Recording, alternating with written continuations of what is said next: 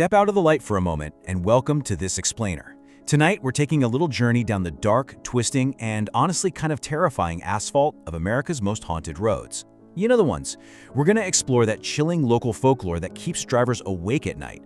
But more importantly, and this is where it gets really fascinating, we are going to completely gut the legend. We're going to peel back those terrifying campfire stories to reveal the real, tangible civil engineering that actually birthed them. It's a journey where the supernatural literally collides head-on with cold, hard concrete. So, I want you to just picture this for a second. It's pitch black out. You're driving on an unfamiliar stretch of rural highway.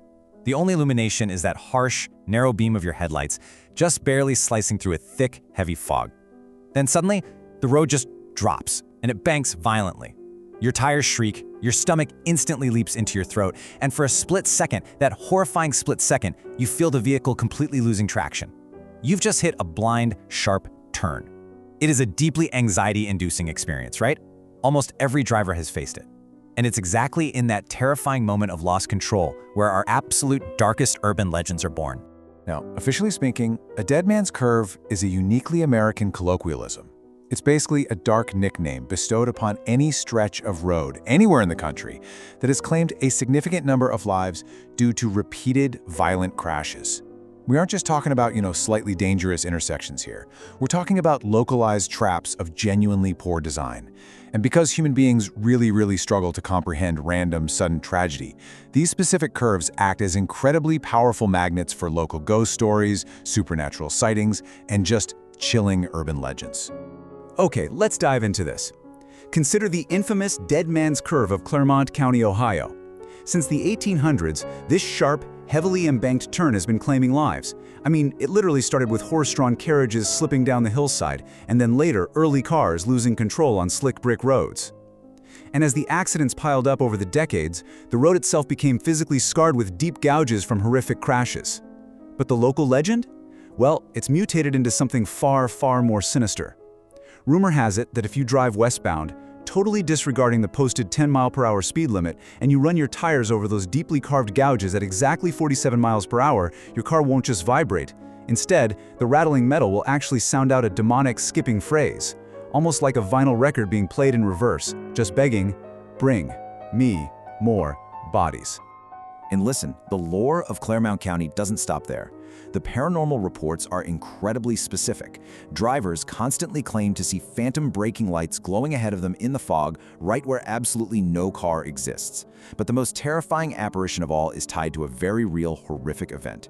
In October 1969, shortly after the highway was supposed to be straightened out and reopened, a 1968 Impala carrying 5 teenagers collided with a 1969 Roadrunner that was going over 100 miles per hour. It was a completely devastating crash. There was only one survivor. And ever since that tragic night, locals have reported a faceless hitchhiker roaming the area strictly between 1:20 and 1:40 a.m. He appears right in the middle of the road, forces you to drive straight through his shadowy silhouette, and then, horrifyingly, he's said to chase your car down the dark highway. Section 1. Pop Culture Prophecies. Life Imitates Art and the Tragedy of Jan and Dean. We're pivoting now from the rural Midwest to the sun-drenched streets of the West Coast, and take a look at this incredibly eerie timeline centered around Sunset Boulevard in Los Angeles. First up, in 1961, legendary voice actor Mel Blanc, the literal voice of Bugs Bunny, he was nearly killed in a devastating head-on collision in a notorious curve on Sunset. It left him in a coma for weeks. A few years later, in 1964, the surf rock duo Jan and Dean, who really popularized the whole California sound alongside the Beach Boys, co-wrote a massive hit song literally called Dead Man's Curve. The song detailed a fatal drag race ending at that exact stretch of Sunset Boulevard.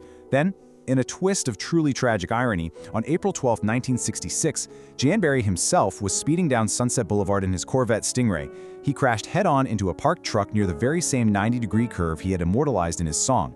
Barry was left with permanent brain damage, spending 2 months in a coma before having to completely relearn how to walk and talk.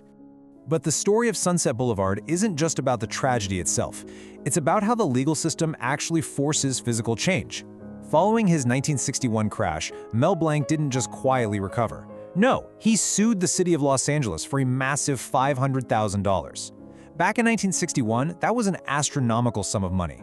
His lawsuit brought a glaring, unavoidable spotlight to the road's atrocious safety record, citing that there had been 26 separate accidents, including 3 fatalities, in just a 2-year period. This high-profile personal injury lawsuit actually forced the city to pony up the funds to completely restructure and flatten those dangerous curves. It's a prime example of how human accountability and, frankly, the law can permanently alter the asphalt we drive on. Section 2. Dissecting the legend. Turning on the lights, engineering over exorcism. All right, let's stop the record right there. We've heard the ghost stories, we've felt the chills, but now it is time to turn on the bright fluorescent overhead lights.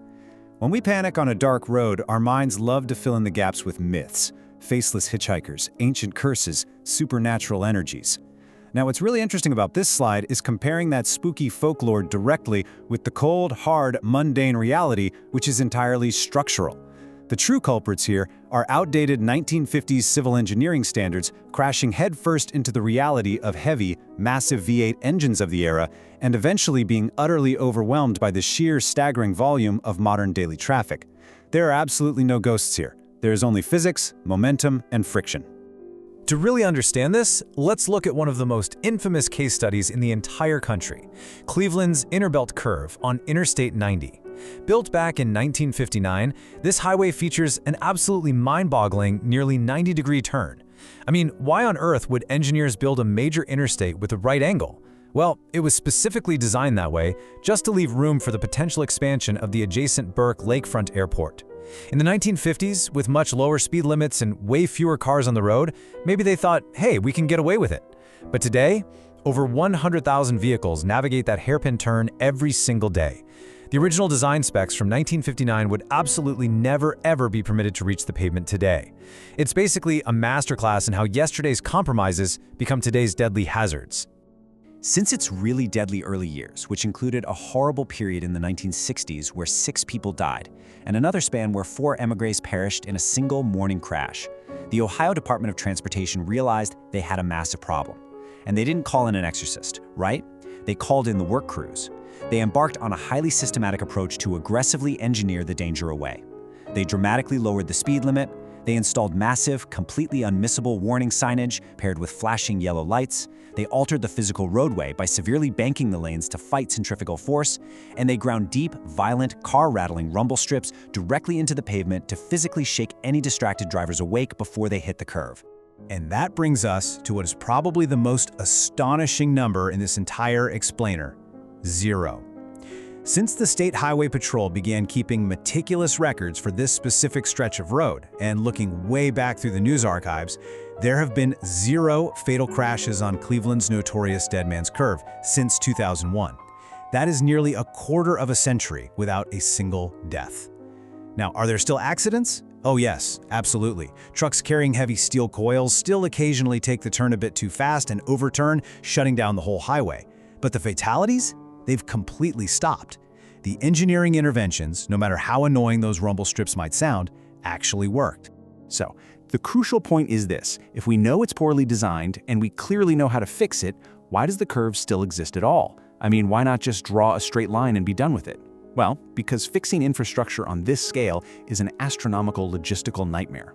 To completely straighten out Cleveland's curve, the state would have to navigate around an active airport, reroute 2 heavily active railroad lines, relocate a massive underground sewer system, and move high-voltage power lines. The estimated cost for all of this? A staggering $600 million. So until that massive chunk of funding magically materializes, the curve remains, held in check only by the band-aids of rumble strips and flashing lights. Section 3, The Ghost in the Machine, the psychology of the road and why we invent the monsters. Which really brings us to the final piece of the puzzle.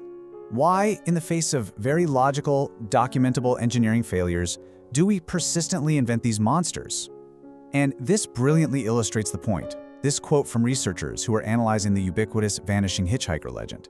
You know, it's a story that has popped up around dangerous intersections literally since the Napoleonic Wars. And they hit the nail on the head. The horror doesn't come from a driver actively exploring a haunted house. The horror comes from the fact that the driver is just trying to get home, minding their own business, and the supernatural forces itself upon them. It represents our absolute deepest, most primal fear of the open road, that no matter how safely you drive, random, unavoidable tragedy can materialize right out of the fog and sit right next to you in the passenger seat. Ultimately, what you should take away from all of this is that these specific urban legends serve a profound, deeply human psychological purpose. They are a coping mechanism, period. When 5 teenagers lose their lives in a horrific, high-speed crash on a poorly designed curve in Claremont County, the reality of that bad civil engineering is almost too senseless, too chaotic, and just too depressing to process. So, we create a narrative. We invent a faceless phantom.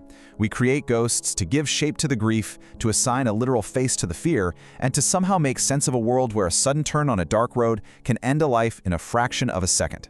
Which leaves us with one final, incredibly provocative question to ponder the next time you find yourself gripping the steering wheel a little too tight on a dark, winding highway. If Dead Man's Curves are truly born from the violent collision of bad infrastructure and human error, are the ghosts we see in the rearview mirror truly supernatural? Or are they actually just the manifestation of our own deep-seated survival instincts? A kind of psychological rumble strip designed by our own brains to scream at us to slow down, pay attention, and make it home alive. Thank you so much for joining me on this explainer. Drive safe out there and always keep your eyes on the road.